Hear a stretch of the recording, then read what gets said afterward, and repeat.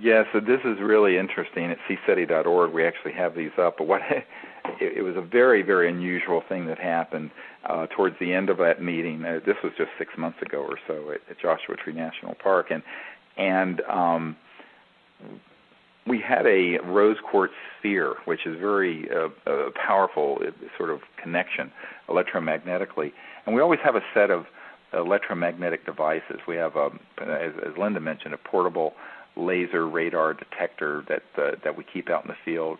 Sometimes we'll have magnetometers and other electronic sensing devices, because often these craft, when they're about to approach, they will send out bursts of energy that will set those detectors off. Even though they're not particularly high-tech, they're very effective. And, of course, we're always out in areas way far away from any man-made sources for that. And this particular night, we were breaking just at the very end, and I was doing a specific technique in consciousness, connecting to the ETs, and holding this, it's about a 2 or 3 inch diameter rose quartz sphere up with one hand. In my other hand, I was doing sort of energy work pointing towards the earth. And all of a sudden, the detector started going off. And it started going off in a very anomalous set of tones and rhythms. And this went on for 20-some minutes. I don't know exactly how many minutes. Yeah, amazing. I mean, this was not just a short thing. And I then realized that I could tune it. And as I turned around, I realized that the tones that were coming through this whole bioelectromagnetic field from space to us and to the Earth and to everyone on the Earth was coming out of Orion.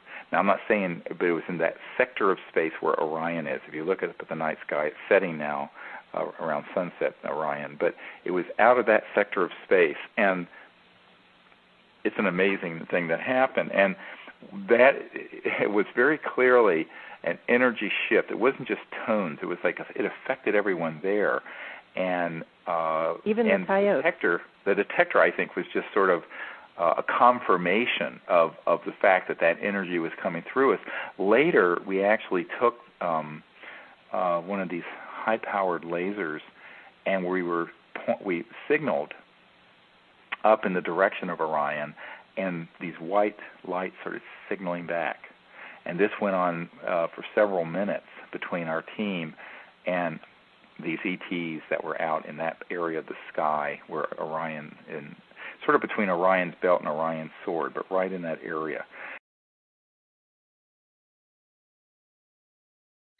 It's an exoatmosphere.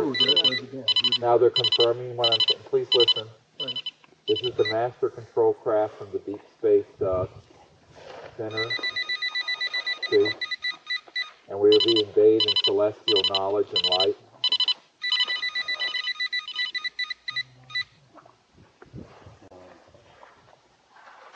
It's right here, Steve.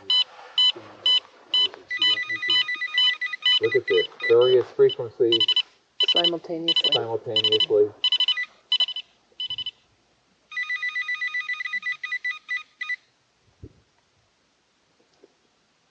Now see the craft that is here around us in your astral celestial vision and the beings who are here. Open your hands like this and let their energy pour into you. The knowledge of this transmission.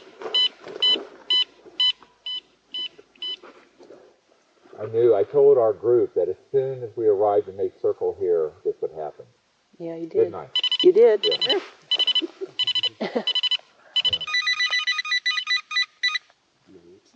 Oh, that's the other detector. There's two of them. Is that yet another frequency of EM? Yep. And I said, yes. See, the one under my chair There's a being right here. speaks loudly Right and here. softly. There's a being right here. You can't hear me.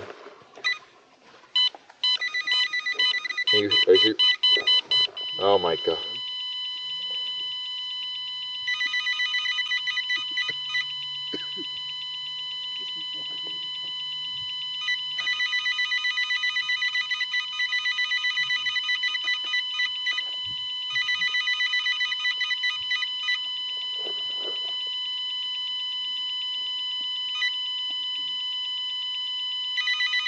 Oh my God, they're coming.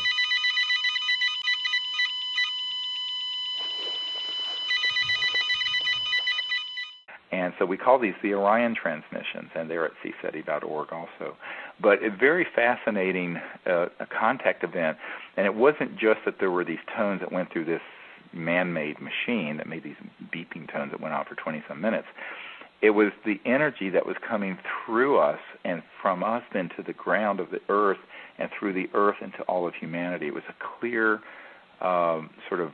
resonant frequency transmission that went on for, like I said, 22, 23 minutes and had an enormous effect on everyone who was there. And yeah, this was, I don't know how many people, maybe 30 or 40 people watching this. Yeah, over 30 people, and it wasn't just sounds we were listening to. I mean, you could feel emotion and an urgency in certain parts of the transmissions, and it was really a communication that profoundly went into all of us. And I remember you said at the time, the first real message that you could put into words that you received from it was, "Oh God, let us be of service to you." That's right.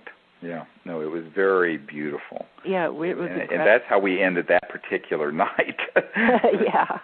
Yeah. So anyway, people are welcome to come on these expeditions if they have the time and inclination to do it. I think that everyone should begin to, who are enlightened and understand the principles of consciousness, they should begin to view themselves as ambassadors from humanity to these visitors.